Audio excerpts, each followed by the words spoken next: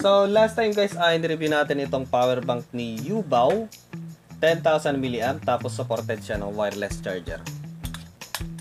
Magnetic. So, para sa mga naghahanap ng ganitong klaseng power bank ni Yubao, nakalagay ko sa description box, tapos sa top comment section. So, ngayon, i-review naman natin yung isa pang product nila, power bank, 20,000 naman ngayon. 20,000 mAh, 74 Wh. Okay, so may mga additional na information sa likod. Ang model niya guys ay LC6 20,000 mAh, kulay blue. Malamig sa mata. Okay. So, buksan natin. Yun. Mas malaki ito ngayon guys kaysa yung una. Dito. Okay, so buksan natin dito.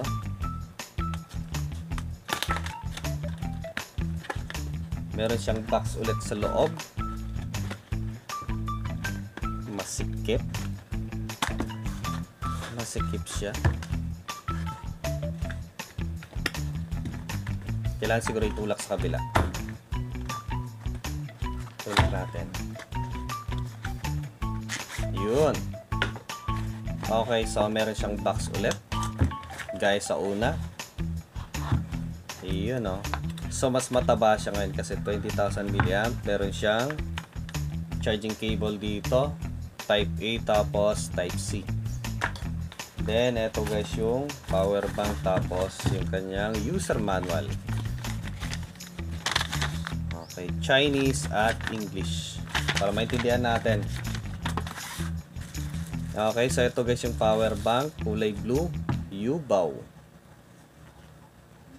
Okay, ang ganda oh. 20,000 mAh, 22.5 watts. Okay, meron siyang lightning at type C.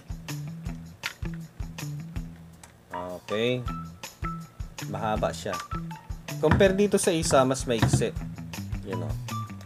Meron din lang siyang lightning. Yun. Tapos dito sa isa, mas mahaba. Tapos yung kanyang indicator dito, yung laman ay nandito sa side. Tapos nandito naman yung pindutan sa kabila. Okay, so parehas sila dito. Tiklopin natin. Yun. So nandito yung pindutan sa kabila. Para lang siyang ano, yung mga, kung naabutan yung mga batang 90s, yung Walkman. Okay, wala na kasi ngayon ganun. Try natin dito. Supported siya ng power delivery. Pasensya na kayo sa ingay dito sa labas kasi sa labas tayo ngayon. Yan, nagcha-charge siya. So, i-try natin kung talagang naglalabas siya ng 12 volt. Yun. Kay Wits. Low volt. Pero mapapalabas natin yan. Subukan natin dito sa kanyang. Baka nagkamali lang ako. Okay. Ayun. Pwede na. Yun o. Oh. Pwede siyang gamitin. Yun o. 12 volt yung lumalabas. Malamang hindi lang sila nagkatugma kanina. Pwede gamitin as panghinang sa mga technician. Hindi lang siya gamitin sa cellphone o pang charge sa cellphone, kundi pwede rin sa mga accessories natin, mga gamit natin.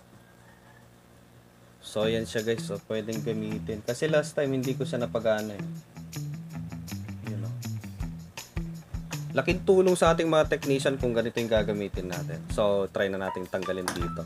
At ito yung gagamitin natin na pang charging cable sa laptop. 12 volt kasi yung pumapasok dito sa ano eh, laptop na to. Testing. Parang ayaw niya. Baliktarin natin. Medyo may pagka ewan yung laptop na to eh. Maselan.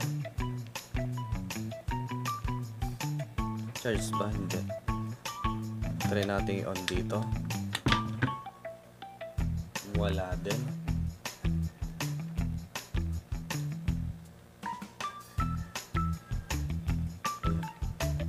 nagagalaw niya rin. Try natin sa ibang cord. Baka yung cord lang problema. Dito. Yun. Wala din. Ayaw din lang niya. Dito sa kabila. Sa palo. Tapos yun natin.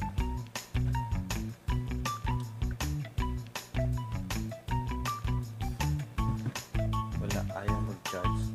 So, ibig sabihin, hindi niya supported yung ganitong klaseng laptop.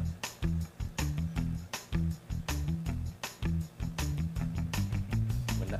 Ayaw.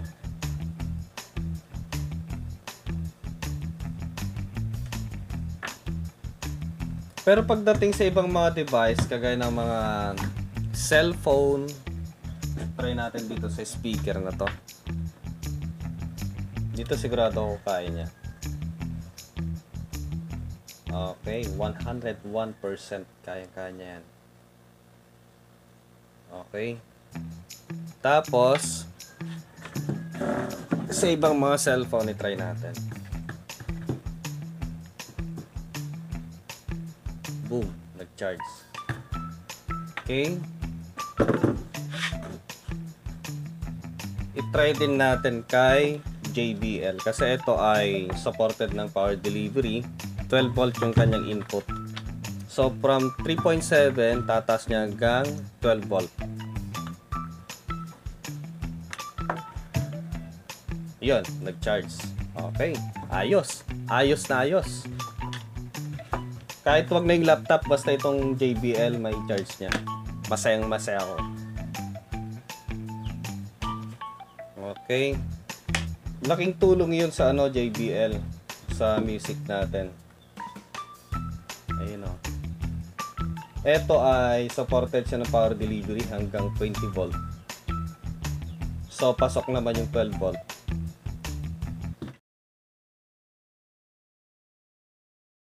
So buksan natin siya. Try natin kung madadissect natin siya.